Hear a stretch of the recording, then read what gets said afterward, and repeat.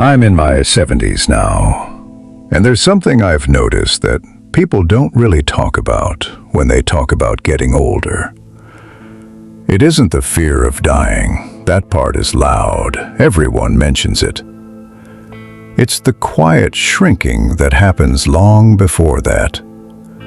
No one warned me about that. For most of my life, nothing went wrong in a dramatic way. There was no single disaster, no big collapse. Things worked. I showed up.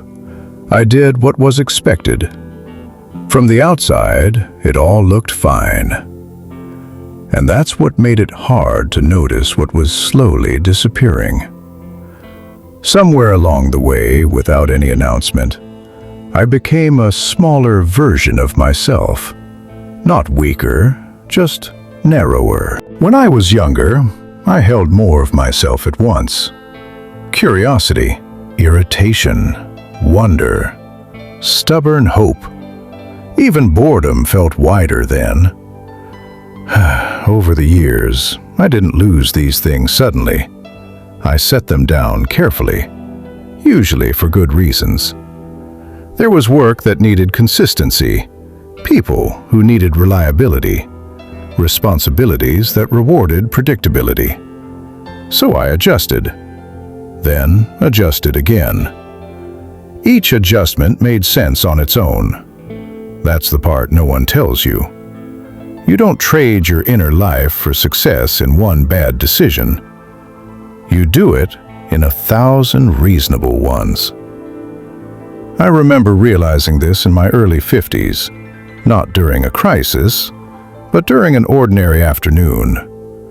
I was sitting at my desk doing something I had done hundreds of times before, and it hit me, not as panic, but as clarity. I wasn't unhappy, but I also wasn't fully present inside my own life.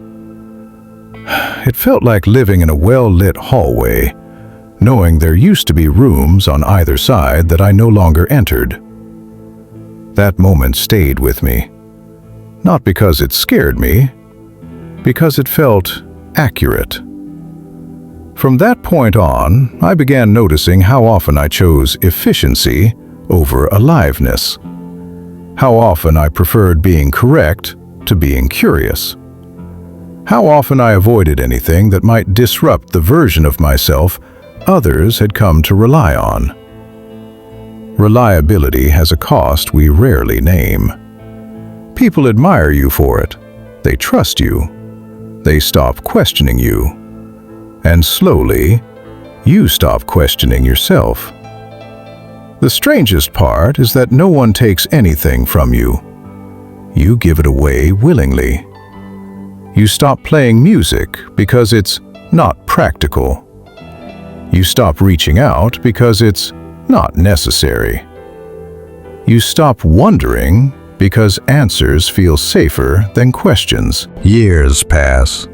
You still recognize your name, but parts of you no longer respond when it's called. When I look back now, my regrets aren't about risks I took and failed at. They're about the parts of myself I retired early. The version of me who lingered in conversations without an agenda. The one who followed interests that led nowhere useful. The one who felt things deeply without needing to justify them. That version didn't die. It just stopped being consulted. And that has a different kind of grief to it. It's subtle. It doesn't announce itself as sadness. It shows up as emotional flatness, as a life that feels managed instead of lived. I see this now in people much younger than I am. They're not reckless. They're exhausted from maintaining a self that works. They mistake stability for wholeness. I did too. No one tells you that identity erosion feels polite. It doesn't hurt loudly. It happens quietly in routines that succeed. You wake up one day and realize you've become very good at being who you're supposed to be, and less familiar with who you actually are. At my age, the future is shorter. That sharpens things, not into urgency, into honesty. There isn't time to rebuild an entire self, but there is time to notice what still stirs, what still reacts, what still feels like recognition rather than obligation. I don't lie awake wishing I had achieved more. I lie awake thinking about how much of myself I simplified to make life smoother for everyone else. It's a strange thing to miss parts of yourself that were never wrong, just inconvenient. If any of this feels familiar, it isn't because you failed, it's because you've adapted. And adaptation, when done for too long without reflection, slowly trades depth for control. I don't have a solution for that. I don't think there is a clean one. I just know that the ache many people feel later in life isn't always about time running out. Sometimes it's about realizing how much of yourself you set aside while time was passing, and sitting with that truth without fixing it, without dressing it up. That's part of getting older too. That's where I am now.